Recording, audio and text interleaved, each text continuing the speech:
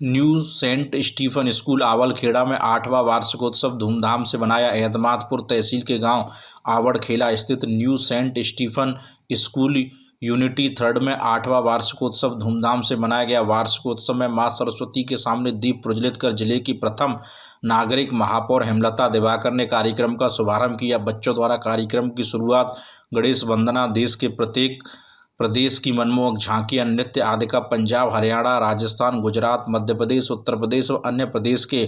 Culture और संस्कृति में नया संदेश प्रस्तुत किया। कार्यक्रम में विद्यालय में 1st, 2nd, 3rd आने वाले विद्यार्थियों को आगरा महापौर हेमलता दिवाकर द्वारा स्मृति चिन्ह देकर सम्मानित किया गया। विजय सोलंकी, आगरा, समाचार 24। हमारा 8वां एनुअल फंक्शन है, जिसके माध्यम से हम बच्चों को यूनिटी एंड डाइवर्सिटी का संदेश दे रहे हैं। क्योंकि आज हम और आप ये देख रहे हैं कि राजनीतिकरण की वजह से हमारा समाज धर्म के आधार पर और रिलीजन के आधार पर बहुत विभाजित हो गया है। और हम बच्चों को एकेडमिक शिक्षा तो अपने विद्यालय में दे लेते हैं आराम से,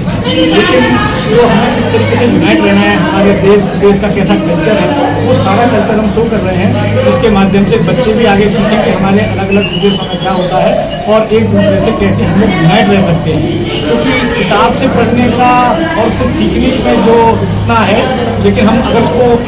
परफॉर्म के माध्यम से, डांस के माध्यम से, सॉन्ग्स के माध्यम से, इन माध्यम से और बच्चों को सिखाते हैं तो वो उस चीज़ को बहुत जल्दी सीखते भी हैं और अपने जीवन में अमल भी लाते हैं। आपके विद्यालय में एक नई चीज़ आज देखने को मिली है कि एनुअल फंक्शन के द्वारा जो अलग अलग प्रांतों में की जो परंपराएं हैं उनको छात्रों ने दर्शाया है। इसका क्या लॉजिक है, क्यों आपके द्वारा? वो मैंने अभी आपको बताया कि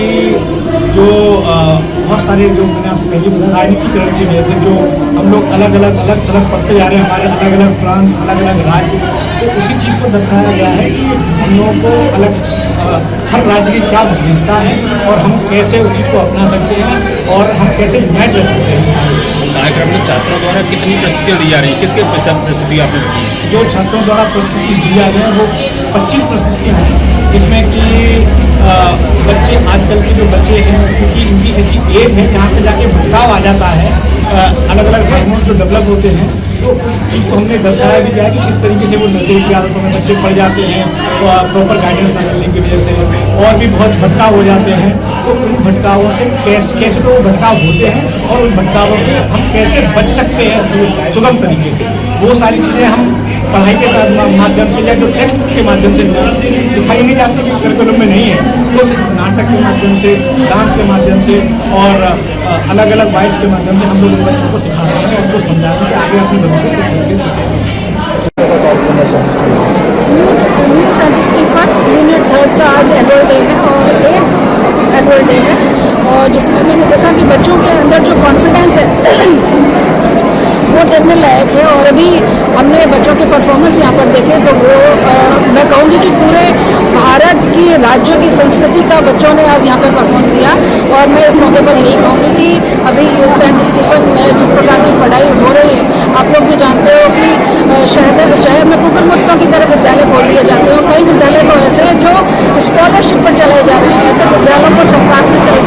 ने काफ़ी चेंजेस लाए, आप लोग भी देखते हो। और जो विद्यालय बचे हुए जो स्कॉलरशिप पर अपने बच्चों विद्यालय को चलाते हैं, ऐसे विद्यालयों को सरकार बंद कर रही है। आपने बताया कि उत्तर प्रदेश में 18 आवासीय जो विद्यालय कोरोना काल में उनके माता पिता